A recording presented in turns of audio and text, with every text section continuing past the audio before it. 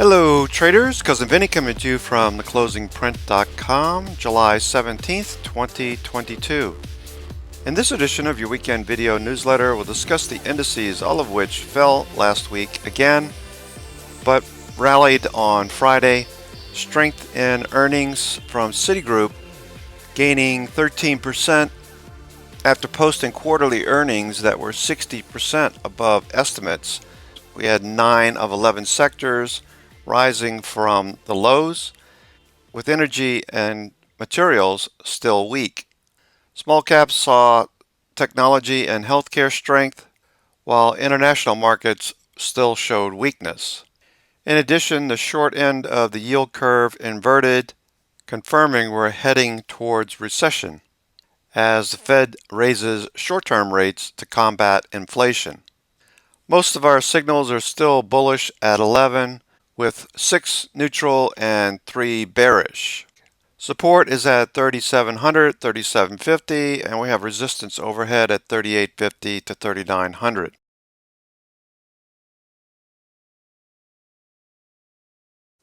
The banks helped on Friday, with Citigroup gaining 13% after posting quarterly earnings that were 60% above estimates.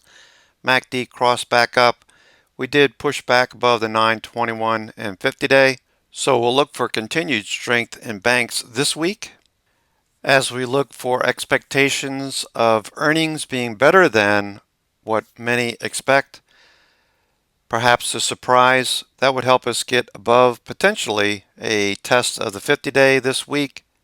RSI showing signs of potential improvement, with MACD above its signal line rising again, stochastics turning. There's a potential for a continuation on this bounce that started on Thursday and Friday. For now, resistance is just overhead. 50-day, most likely the first area for potential rejection. Support 37 to 3750 and resistance 3900 to 3925, with the latter being the 50-day. If we can maintain some strength in the financials and technologies, see a follow-through bounce, that would be helpful as well. We did note the Qs did not undercut the end of June low like the S&P 500 did. It's making a higher low, potentially a higher high. It tested the 50-day twice in the last 2 weeks, with higher lows and potentially a higher high going on 5 weeks if we see strength again in growth stocks. Small caps managed a bounce last week as well. For the past 5 weeks, we've been making higher lows. Buyers continue to come in on the dips. That said, we're still in a descending pattern, so we need to move above the 10 EMA on the weekly time frame, the orange line. And on the flip side, for whatever reason, if the small caps start to become unraveled and we take out these lows marked on the chart at around 163, we'd be looking at TZA and RWM for continuation hedges. For now, we're looking for a test of the 10 EMA, hopefully a move above over the next couple of weeks. Some of that strength could come from sectors. 9 of 11 of the spider sectors managed a move higher last week, while energy and materials are the weakest in the group. So if you're looking for areas to put money to work, look at some of these sectors that are managing strong bounces, like healthcare, consumer staples, real estate, and utilities, while we watch for technology to resume, potentially follow through this week, and hopefully see a bounce in materials and energy. If we can manage an improvement in breadth, we're looking for the advanced decline percent for the S&P 500 to push back above 0. That would help with a test of the 50-day. Mid caps are also in the same condition. We do have plenty of energy to push towards the plus 30% level in mid caps, small caps, large caps, and the NASDAQ. So if breadth does improve this week, along with earnings and riskier assets like biotechs, small caps, Bitcoin, and junk bonds, we might surprise enough bears to get more of a short covering rally and a push to the 50-day, maybe even through the 50-day this week. In addition to banks, we also saw Vix Supporting Markets on Friday. After an initial struggle at 38.25 support, the S&P 500 traded sharply higher. We might also add that with the front month fading compared to the 3-month VIX VXV, we're seeing a move from the green zone back down into the white zone. We're looking for a higher high now as this line continues to drop, indicating front month VIX is unwinding, as it should, where 3 months out you would expect to see higher volatility than the front month. Bottom line, if this continues to drop, that should help fuel a retest of the 50-day for the equity markets overall. More speculative areas of the markets like junk bonds are basing and potentially breaking short-term trends. We're looking for higher highs and higher lows in junk bonds. This is a risky asset, so this turns out to be a risk-on signal at the present time. RSI is back above 50. Additional signals, risky assets like biotechs, IBB, making higher lows, in addition to small caps making a higher low. We'd like to see crude oil continue to fade as far as inflation is concerned. And we'd like to see Bitcoin break out of this range and move above 22,500 more or less, and for advanced decline and breadth overall to continue to improve this week as well. If we do see a retest of the S&P 500 50-day moving average, we'd also like to see the US dollar pulling back a bit from this bullish trend. At present, this is fueling weakness in gold, silver, and copper, and materials in general, with copper weakness highlighted by many. This is a leading economic indicator, so if you're looking for improving economic conditions, you would be looking for copper to bounce. That would happen if we could see the dollar pulling back, which would have a positive impact on gold and silver. However, if the dollar continues to move higher, expect gold to continue this slide that started back in March. That said, some commodities like Brent did find support at the 200-day moving average. We're watching for any kind of follow-through signs and a retest of the moving averages overhead, along with nat gas, which did bounce off the 200-day 2 weeks ago, continues this follow-through, with nat gas moving off the 200-day, most likely due to supplies that are needed in Europe, imparting a bid in nat gas here in the US.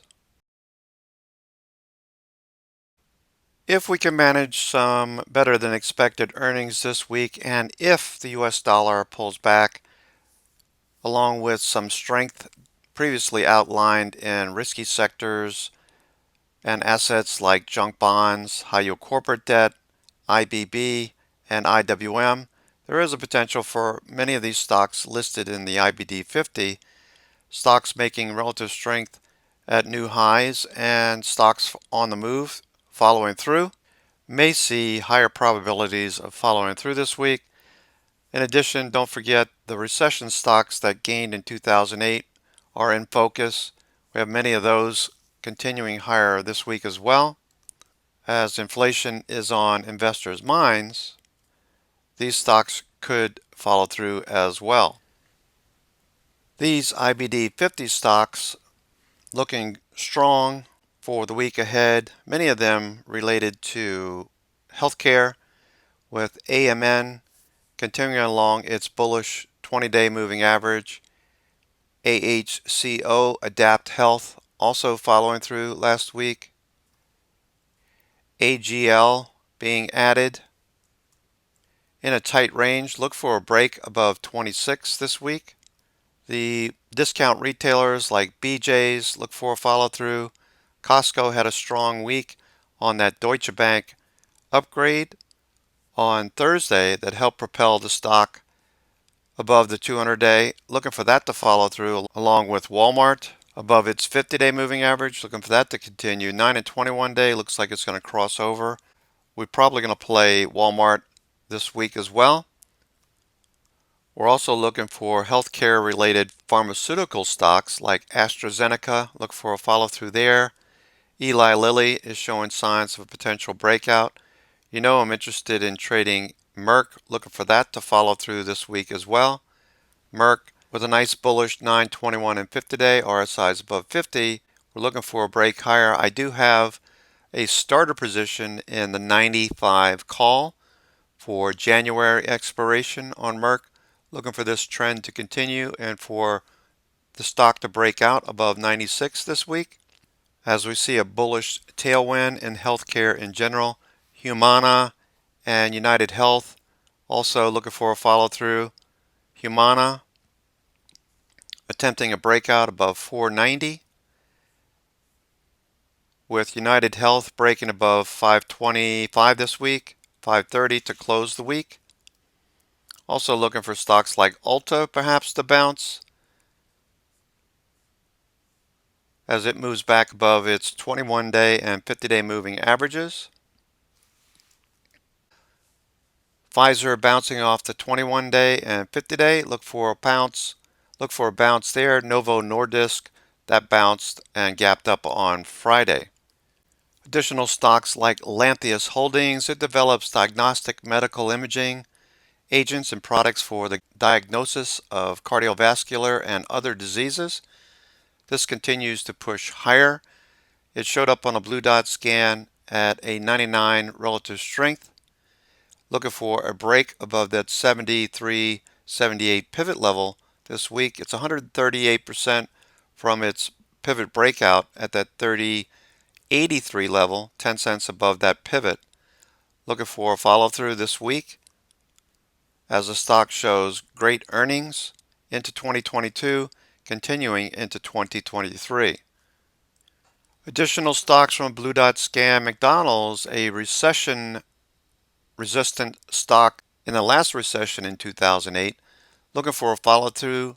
Relative strength line making higher highs and higher lows. Looking for a break above 260 this week as earnings persist and move higher.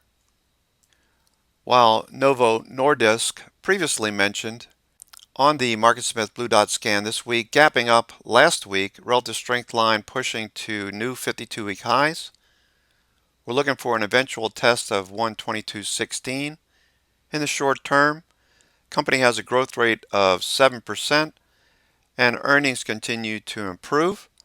The company does report earnings the first week of August, so make a note of it. Also note that it has beat earnings for the last 11 quarters. A company that develops insulin analogs and human insulin and oral anti-diabetic drugs for diabetes care. In addition to those Blue Dot scan candidates, we're also looking for Apple to follow through. Perhaps its relative strength line could get back above 80. That would be great. It does have earnings in 2 weeks. Looking for a retest of that 200-day moving average overhead. While most traders and investors are fairly negative on Apple, the company does make money and continues to see improvement in earnings going forward. 21% growth rate and a composite rating of 84, EPS rating of 90, with the obvious indication that it's making higher highs and higher lows as we look for the same thing from the Qs this week. Jack Henry also showed up on the relative strength Blue Dot scan. Its relative strength line is at 92 and marching higher. Jack Henry develops integrated data processing platforms that manage transactions for over 8,400 financial institutions.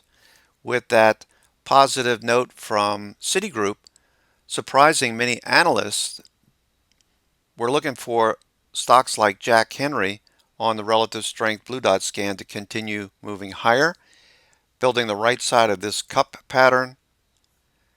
The company has a composite rating of 90 and makes solid earnings, projected to be $5.27 into 2023. Costco also on the MarketSmith Blue Dot scan. After that upgrade from Deutsche Bank, it did push above the 200-day moving average. Looking for a follow through this week. Earnings $13.06 projected for 2022, and next year $14.47. Earnings are in September, so we have plenty of time for this follow through to continue.